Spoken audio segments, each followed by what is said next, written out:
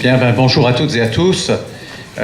Comme on l'a vu dans ces débats, la gratuité, c'est un enjeu qui porte sur la question des droits fondamentaux des individus, la santé, la culture, l'eau, l'énergie, et puis même la mobilité, et on pourrait en rajouter d'autres.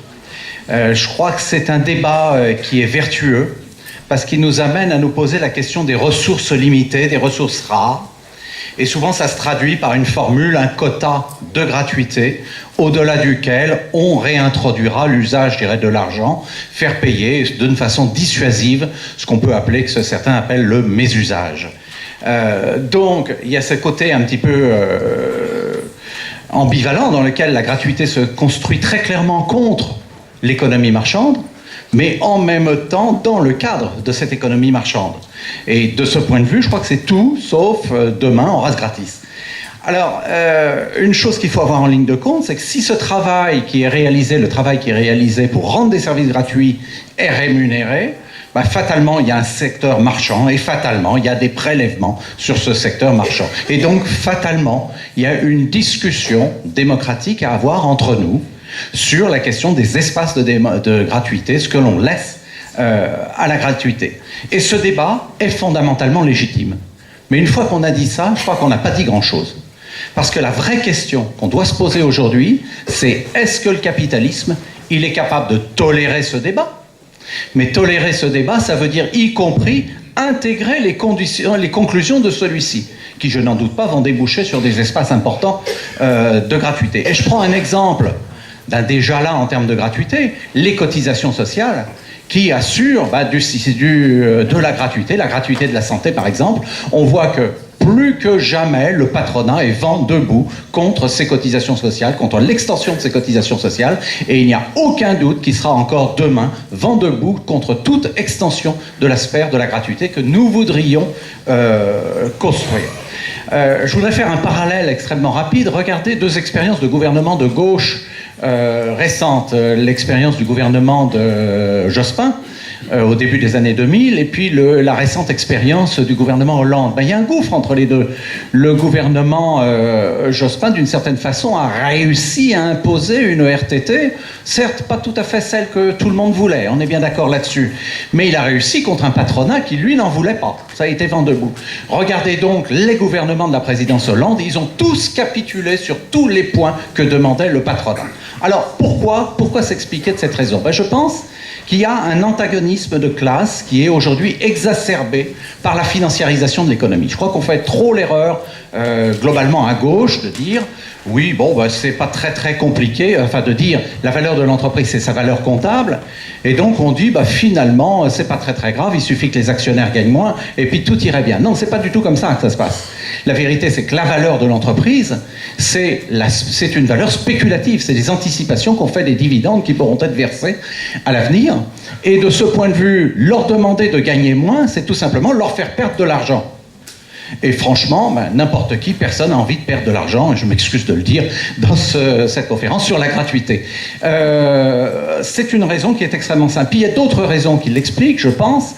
Le fait que depuis maintenant 40 ans, les taux d'intérêt ont baissé, et la baisse des taux d'intérêt était un moteur de valorisation des entreprises, et d'autre part, une croissance qui est largement en berne, et qui n'est plus du tout la même que celle qui était il y a 20 ans, et bien entendu, pour ne pas parler de celle d'il y a 40 ans. Donc, je pense qu'aujourd'hui, c'est complètement illusoire de vouloir considérer qu'on va étendre des grands champs de gratuité si on ne remet pas en question la domination des actionnaires sur l'ensemble de l'économie.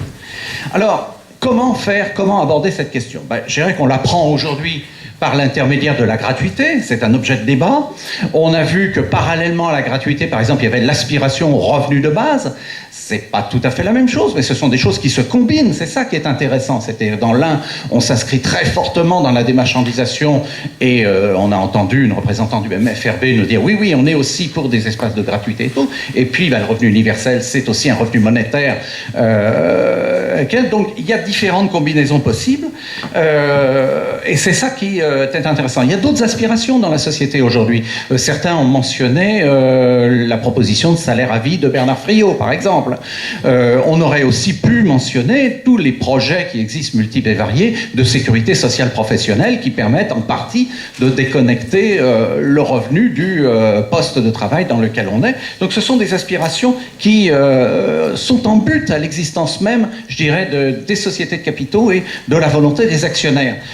Un autre champ d'intervention qui est relativement connexe aussi dans nos débats, c'est la question de l'écologie, de la survie de la planète. On a différentes propositions qui existent là-dessus, mais je vais en prendre une qui, pour moi, est emblématique de cette situation. C'est le zéro déchet. Zéro déchet, ce sont des gens qui disent, bah oui, c'est pas la peine d'aller faire des déchets qu'on va après, certes, retravailler, recycler et régénérer de façon à faire une économie circulaire, puisque même celle-ci est émettrice de CO2, donc autant commencer à vivre sans déchets. Très bien, proposition très intéressante, très séduisante même, je dirais. Mais une question, ça, c'est la fin du secteur agroalimentaire.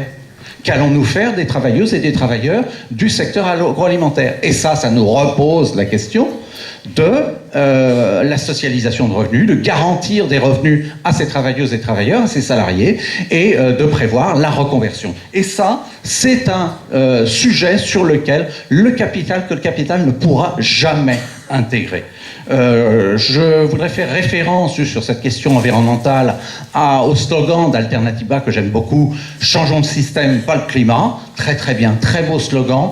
Il faut maintenant s'atteler à changer le système si nous voulons sauvegarder le climat.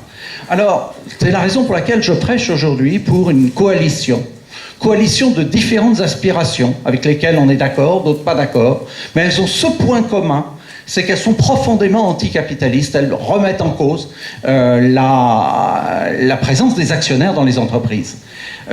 Donc il faudrait créer cette coalition, une coalition qui mette à son programme un point essentiel, le capitalisme quel que c'est, la domination des actionnaires sur l'entreprise et sur l'économie, donc qui mette à son premier point de programme l'expropriation, l'éviction des actionnaires dans le truc. Je vois qu'on va avoir, alors non pas, c'est pas pour dans 20 ans, c'est pas pour dans 5 ans à l'issue d'un programme de transformation progressive, non, c'est tout de suite. Parce que c'est tout de suite qu'on pourra avoir enfin un débat sur comment nous voulons socialiser le revenu, quels espaces de gratuité nous voulons mettre. Alors, j'ai vu que dans cette réunion, beaucoup de partis politiques de gauche sont présents. Je ne suis pas tout à fait sûr qu'on soit sur cette même longueur d'onde, tout au moins pour une majorité d'entre eux qui sont ici présents. Mais je pense que le débat le permettra. En conclusion, je dirais, l'objectif qu'on doit se fixer si on veut développer la gratuité, c'est vraiment de commencer à virer les actionnaires pour ouvrir la voie à une démocratie économique dans laquelle, je dirais, la démocratie ne sera jamais réelle. On débat aujourd'hui de démocratie avec les gilets jaunes, etc. Je vois que ce sont toujours des questions institutionnelles. La démocratie ne sera jamais totale si elle ne démarre pas par la démocratie économique. Et très sincèrement, quand je pars de ce terrain, je suis à peu près persuadé que la gratuité aura un espace extrêmement important dans une société débarrassée des actionnaires. Merci.